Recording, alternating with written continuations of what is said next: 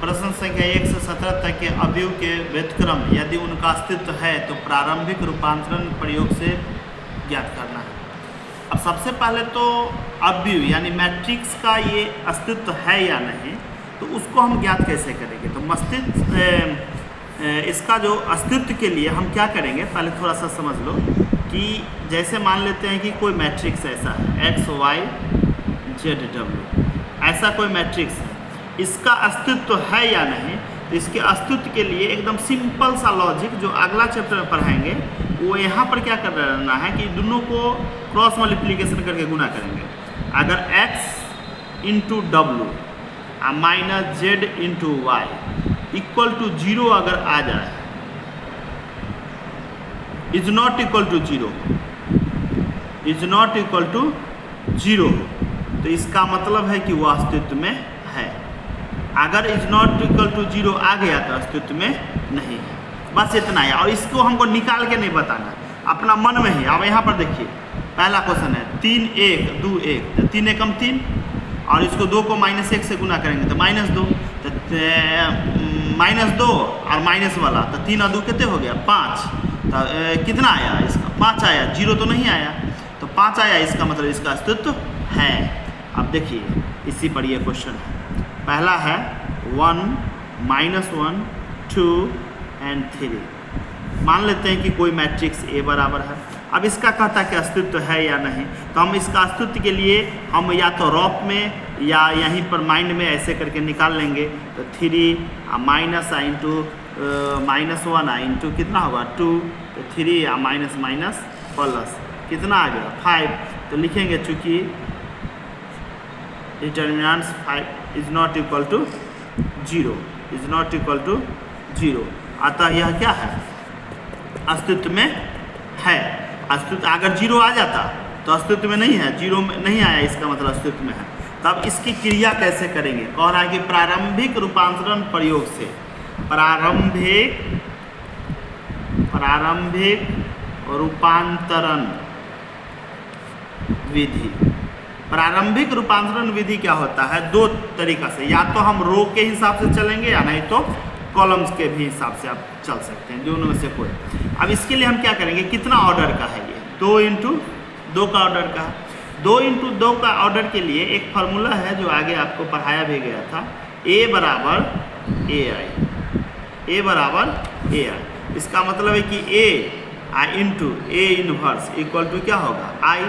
अगर 2 ऑर्डर का है तो आइडेंटिटी मैट्रिक्स इसको कहते हैं, तो I का वैल्यू क्या हो जाएगा 1 0 0 1, यही होगा। तो इसके लिए हम क्या करेंगे, सबसे पहले A का वैल्यू यहाँ पर पुट कर देंगे 1 -1 2 3, और यहाँ पर इस A का क्या होगा, ये आइडेंटिटी का क्या होगा, तो 1 0 0 1 बैठा देंगे, और इसी क्रिया में हम आगे की ओर सॉल्यूशन करते रहेंगे।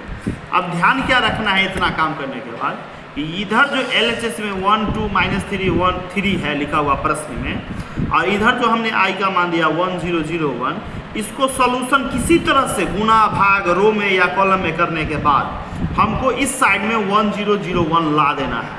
जो क्रिया इधर करने पर 1 0 0 1 आ जाए, वही क्रिया हम इधर भी करेंगे। तो इसके लिए करना कुछ नहीं, हमको क्या करना है, सबसे पहले हम ऐसे चलेंगे, फिर ऐसे चलेंगे, और फिर ऊपर की ओर चलेंगे। ये क्रिया से अगर हम चलते हैं तो कहीं से कोई दिक्कत नहीं होगा। अब देखिए यहाँ पर 1 है, यहाँ पर 1 है ही, तो अब हमको यहाँ पर क्या लाना है 0, तो ये क्या है रो, ये क्या है कॉलम, तो हम रो को कॉलम में भी R1 को R2 में भी बदल सकते हैं, R2 को R21 में भी बदल सकते हैं। ये आपका R1 है, ये आपका R2 है।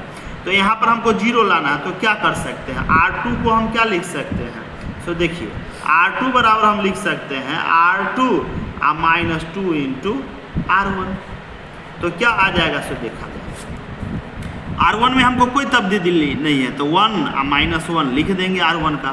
R2 को हमको क्या कहता है कि R2 में से R1 को 2 से गुना करो और घटा दो, तो 2 से इसको गुना करेंगे तो 2 में से 2 गया तो कितना बचा 0, फिर इसको 2 से गुना करेंगे तो क्या हो जाएगा 3 दूनी 6, और -6 में से 3 गया तो कितने बचेगा, यहाँ पर देखिए नहीं होता, यहाँ रॉक में कर दीजिए 3 -2 गुने -1, तो 3 माइनस प्लस, तो कितना आ गया 5, यहाँ पर क्या लिख देंगे 5।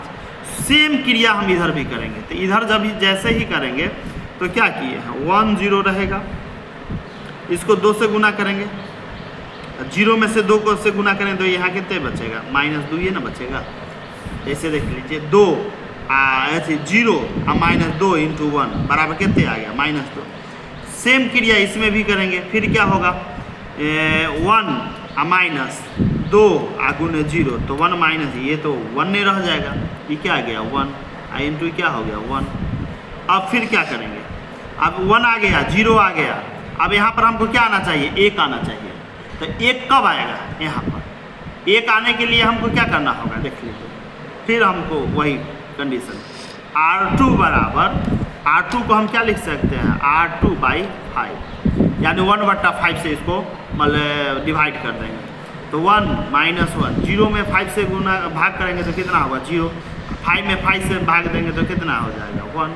अब इधर भी वही काम करेंगे, 1 0 रहेगा, -2 में 5 से भाग देंगे तो -2/5, और 1 में 5 से भाग देंगे तो 1/5 इंटू क्या आ गया 1।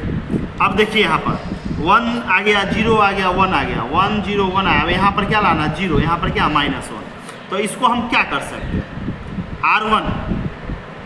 R1 को हम क्या लिख सकते हैं कि R1 प्लस R2, -1 को 1 से गुना जोड़ेंगे तो क्या आ जाएगा 0 आ जाएगा, गुना नहीं करना है जोड़ेंगे। तो अब ये क्या आ गया, R1 को 0 में 1 से जोड़ेंगे तो 1, -1 प्लस 1 कितना हो गया 0, R2 को कुछ नहीं करना तो 0 1 नहीं हो गया।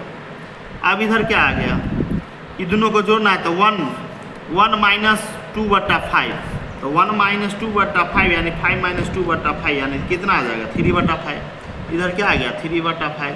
अब इसको जोड़ेंगे तो ये कितना रह जाएगा 1/5 ही रह जाएगा, नीचे वाला में हमको कुछ करना ही नहीं है, 1/5 × 1/5 इंटू ये। अब देखिए इधर बगल 1 0 0 1 आ गया, ये वाला कंडीशन जब तक ये नहीं आएगा तब तक